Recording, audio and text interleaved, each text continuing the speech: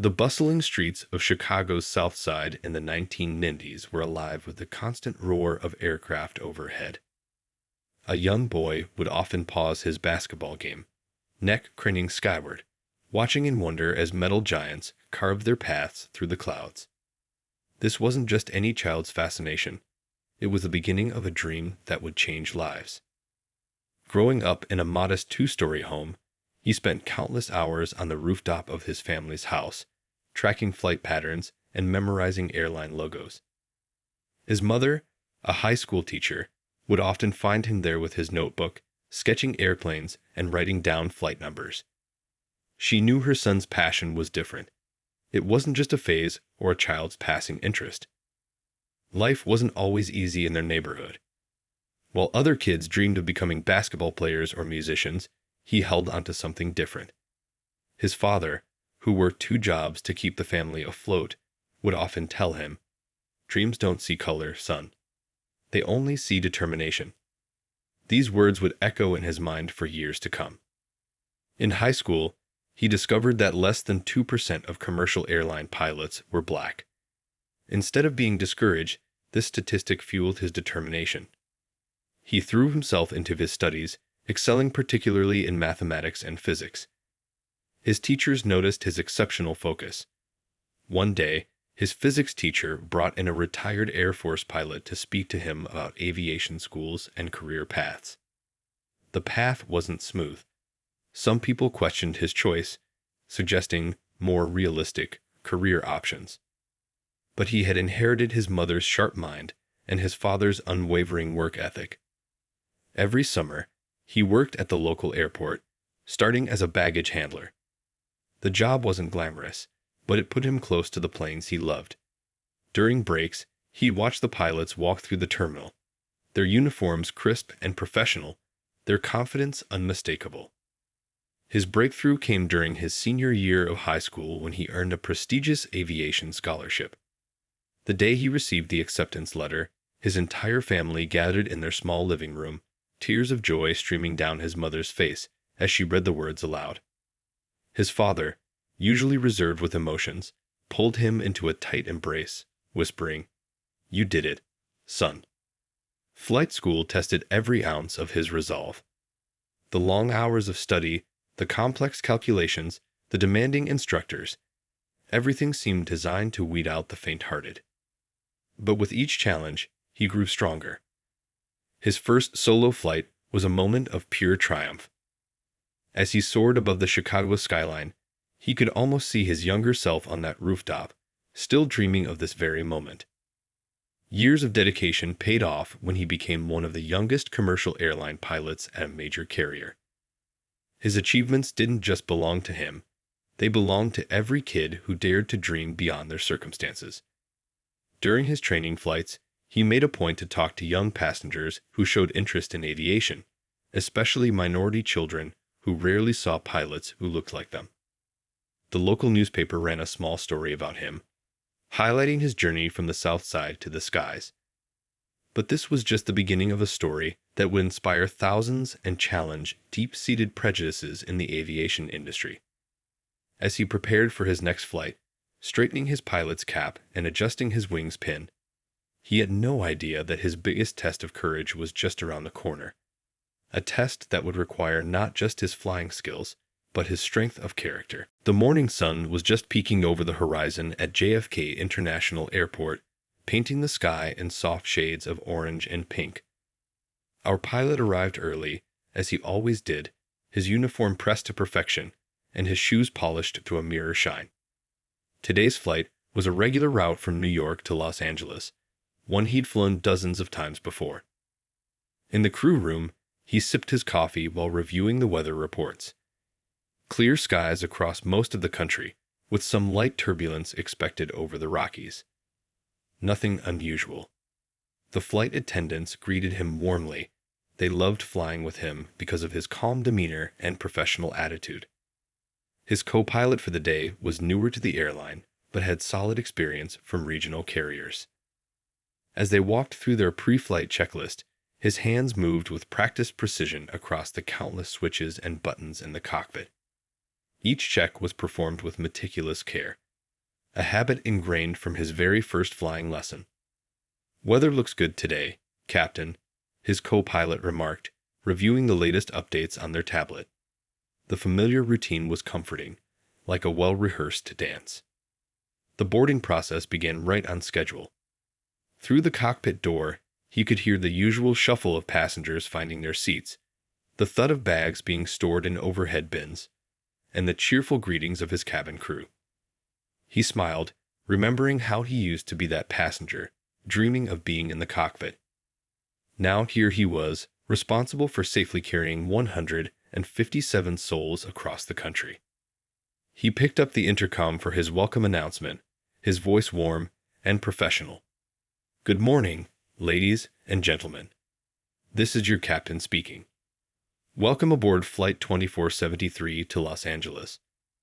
Our flight time today will be approximately 5 hours and 45 minutes, and we're expecting smooth conditions for most of our journey." The ground crew gave their final signals. He guided the massive aircraft away from the gate with a gentle precision that came from years of experience. As they taxied toward the runway, the morning sun caught the plane's wings, creating a brilliant flash. Some of the passengers might have been nervous flyers, but in his cockpit, everything was under control. The takeoff was perfect, smooth, and powerful. As they climbed through the clouds, the sprawling city of New York fell away beneath them. He never tired of this view, no matter how many times he'd seen it. The sky was particularly clear today, offering a spectacular view of the Manhattan skyline as they banked westward. At cruising altitude, everything was running like clockwork. The cabin crew had started their service, the autopilot was engaged, and they were right on schedule. The co-pilot was sharing stories about his early days of flying cargo planes in Alaska. It felt like any other day in the office, if your office happened to be 7 miles above the earth. Little did he know that in just a few minutes, this routine flight would become anything but ordinary. The next few hours would test not just his flying skills, but his courage, dignity, and leadership in ways he never expected. As the plane cut smoothly through the morning sky, none of the 157 passengers aboard could have guessed they were about to witness a moment that would make aviation history. The flight attendant's call button chimed. A normal occurrence that usually meant someone needed an extra pillow or had a question about their connection. But this time, that simple chime would mark the beginning of an extraordinary chain of events that would change many lives forever, starting with his own. The first sign of trouble came 30 minutes into the flight. The head flight attendant noticed unusual movement in the middle section of the plane. A group of passengers had their heads together, whispering and pointing toward the cockpit. At first, it seemed like ordinary passenger chatter, but their body language told a different story. The whispers grew louder, becoming more noticeable above the gentle hum of the engines. Other passengers began shifting uncomfortably in their seats, picking up fragments of the conversation. The words weren't friendly, they carried the ugly weight of prejudice.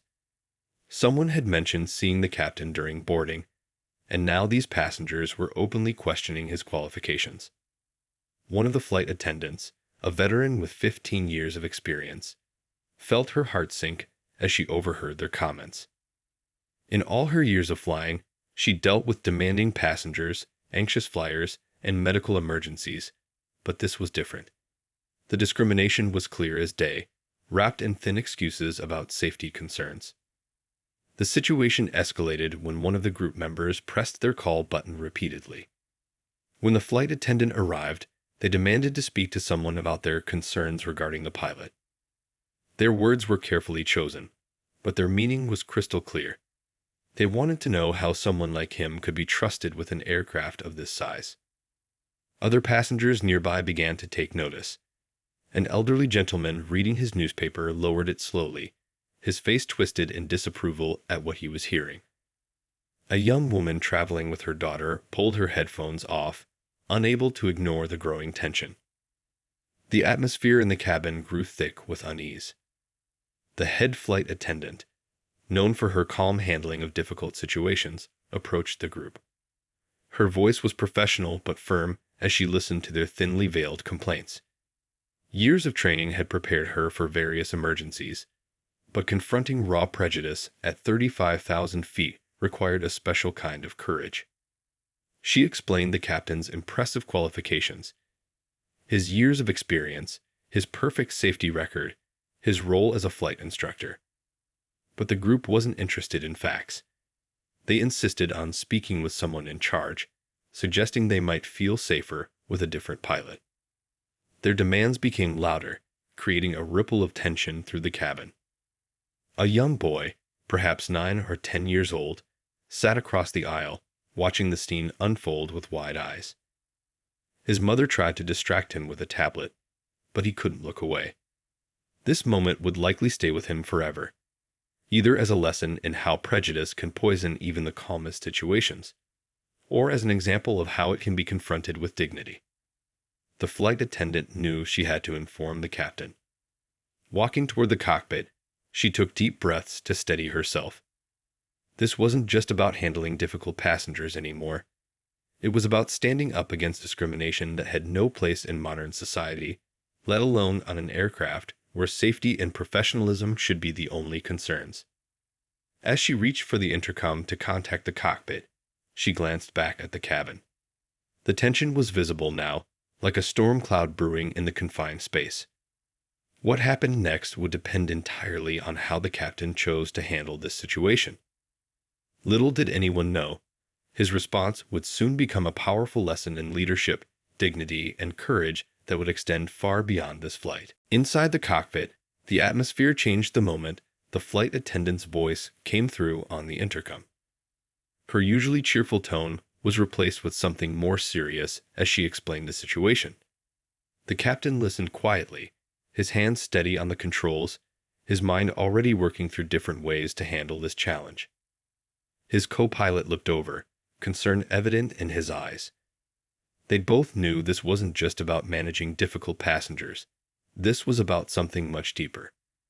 Years of experience had taught the captain that moments like these required more than just following standard procedures. They required wisdom, courage, and most importantly, the right kind of leadership. For a brief moment, he thought about his father's words from years ago. "Son, there will be times when staying quiet seems easier. But sometimes, silence only makes things worse." He glanced at his reflection in the cockpit window, seeing not just a pilot's uniform, but everything it represented: years of training, countless hours of flight time, and the responsibility he carried for every soul on board.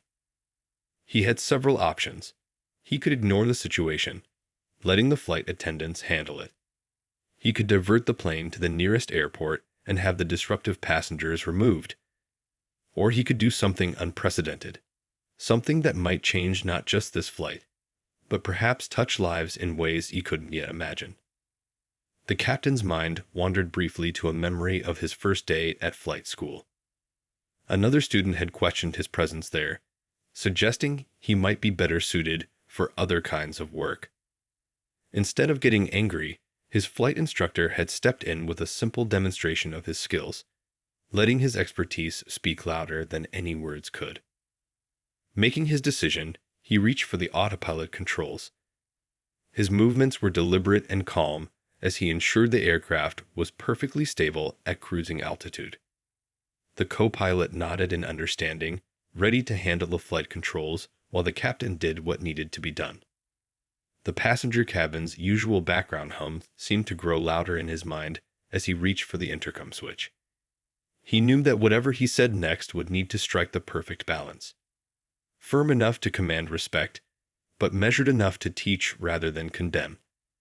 This wasn't about anger or retaliation. It was about standing up for what was right while maintaining the highest standards of professionalism.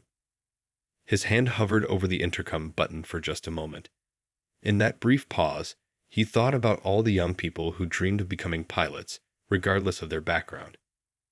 He thought about his own journey, the barriers he'd overcome, and the responsibility he now had to make things better for those who would come after him. The light on the intercom system blinked steadily, waiting for his next move. The whole situation reminded him of something his mother once said. "It's not about proving them wrong. It's about proving yourself right."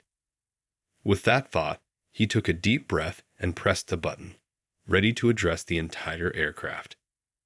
This moment, though tense, held the potential for something powerful. It wasn't just about handling a difficult situation.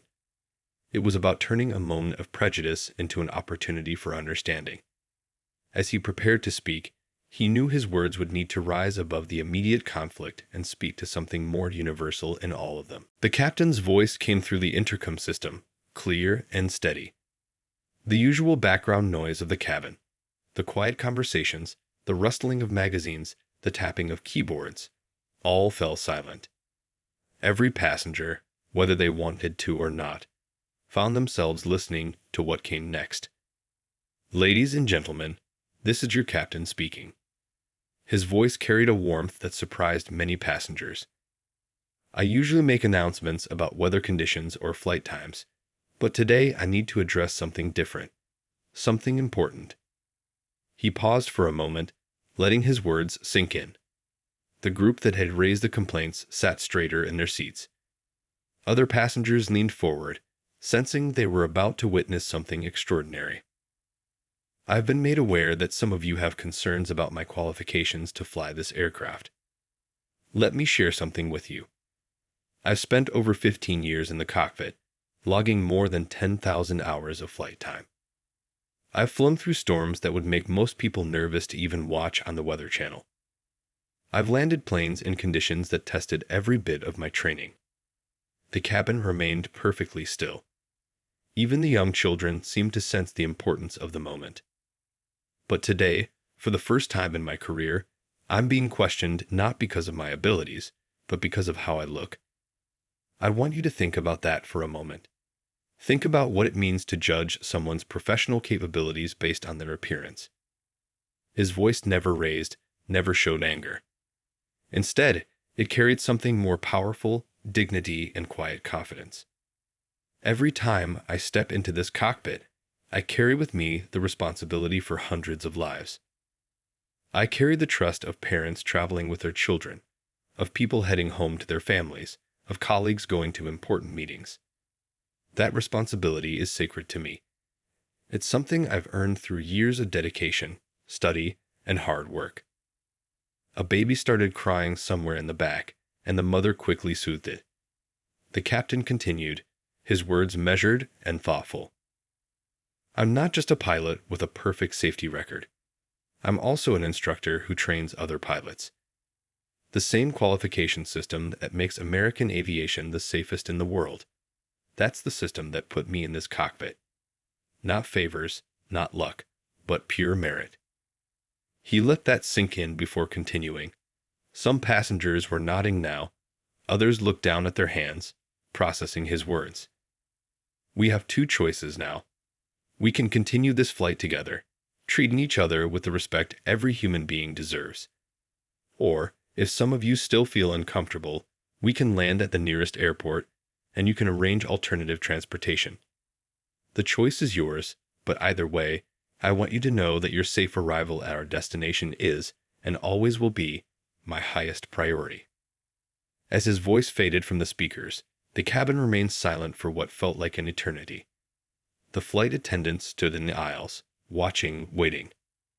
The group that had raised the complaints sat motionless, their earlier bravado replaced by something that looked a lot like shame. Then, from somewhere in the middle of the plane, a single pair of hands started clapping. The sound seemed to break a spell, and suddenly more hands joined in. The applause spread through the cabin like a wave, growing louder and stronger. Some passengers were even standing, despite the seatbelt sign. The applause that filled the cabin was unlike anything the flight attendants had ever heard before. It wasn't the polite clapping you might hear after a smooth landing. This was something raw and real, filled with emotion. People weren't just clapping. They were standing up for something they believed in. A businessman in first class, who had been quietly working on his laptop throughout the flight, stood up. His voice carried clearly through the cabin. Captain, I've been flying this route every month for 10 years, and I've never felt safer than I do right now. His words sparked another round of applause, even louder than before. The group that had caused the initial disturbance sat in uncomfortable silence, their earlier confidence completely deflated. Other passengers were now looking at them with disapproval, but not with hatred, rather with a kind of sadness that such prejudice still existed in today's world. A grandmother traveling with her grandson turned to them and spoke softly, but her words carried weight. My late husband was a pilot in World War II. He used to say the sky doesn't care about what you look like. It only cares about how well you can fly. Her grandson beamed with pride as other passengers nodded in agreement. The atmosphere in the cabin had transformed completely. People who had been strangers just moments ago were now talking to each other, sharing their own stories of facing or witnessing discrimination. A young teacher described how she used stories like this in her classroom to teach her students about respect and dignity. One of the flight attendants noticed a young girl, maybe 7 years old, tugging at her mother's sleeve.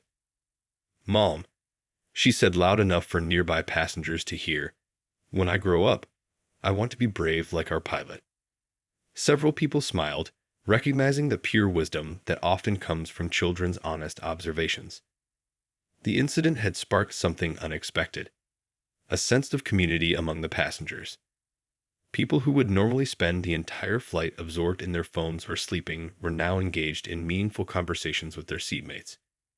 They discussed their own experiences, their hopes for a better future, and how small moments of courage can create big changes. Even more remarkable was what happened next. One of the passengers who had been part of the complaining group stood up. His face was flushed with embarrassment as he made his way to a flight attendant. "Could you please tell the captain I'm sorry?" he asked quietly. "I was wrong, and I know it." The flight attendant nodded, noting how difficult but important this admission must have been. The rest of his group remained silent, but their body language had changed completely. They looked embarrassed, some even seemed to be reflecting deeply on their actions. It was clear that the captain's words had struck a chord, making them question their own prejudices in a way that angry confrontation never could. Up in the cockpit, the captain received updates about the cabin's atmosphere through brief communications with the flight attendants. He remained focused on his primary duty, flying the aircraft safely, but allowed himself a small smile. His co-pilot looked over and simply nodded, both of them understanding that they had just been part of something much bigger than a routine flight across the country. News of what happened on that flight spread faster than anyone expected. It started with a passenger's social media post, shared while waiting at baggage claim in Los Angeles. By the next morning, major news networks were picking up the story. The passenger's post wasn't just about what happened. It was about how it happened, how one person's dignity and courage changed hundreds of minds at 35,000 feet. The airline's corporate office received thousands of messages in the following days. People weren't just praising the captain's handling of the situation. They were sharing their own experiences, both as witnesses to discrimination and as victims of it. What happened on that flight had struck a chord that resonated far beyond the aviation industry. A week later, the captain walked into a pilot's briefing room and found it unusually crowded. Pilots from other airlines had come to shake his hand. One veteran pilot, close to retirement, pulled him aside and said, "In 30 years of flying, I've never been more proud of our profession than I am right now." The room nodded in agreement. But the real impact was happening in less visible ways. A high school career counselor in Detroit shared the story with her students, encouraging them to pursue their dreams regardless of others' prejudices. A flight school in Atlanta reported a surge in applications from minority students, many citing this incident as their inspiration. The airline industry itself began to change. Companies started reviewing their diversity policies, not just as a corporate requirement, but as a genuine commitment to change. Training programs were updated to include sessions on handling discrimination, using this flight as a case study in professional courage. The captain continued flying, maintaining the same quiet professionalism that had served him so well. But now, young people would occasionally approach him at airports, having recognized him from the news stories. They didn't just want autographs, they wanted advice, encouragement, and reassurance that their dreams were valid too. One day, about 6 months after the incident, he received a letter. It was from one of the passengers who had complained that day. The passenger wrote about how that flight had changed him, how he'd spent months reflecting on his prejudices and working to change them. He shared how he'd started volunteering at a local youth center, mentoring kids who dreamed of careers in aviation. The story became part of training materials at flight schools across the country, not just as a lesson in handling difficult situations, but as an example of how to stand up for what's right while maintaining the highest standards of professionalism. Student pilots would study how one person's response to discrimination could be both firm and dignified. At a national aviation conference, the captain was invited to give a keynote speech. He spoke not about the incident itself, but about the bigger picture, about responsibility, courage, and the power of meeting prejudice with professionalism. The standing ovation lasted for 5 minutes. Looking back, that flight did more than just challenge discrimination. It showed how one moment of courage could ripple out to touch countless lives. The captain's simple stand for dignity had become a catalyst for change, proving that sometimes the most powerful responses to prejudice are not loud confrontations, but quiet, unwavering demonstrations of excellence and humanity.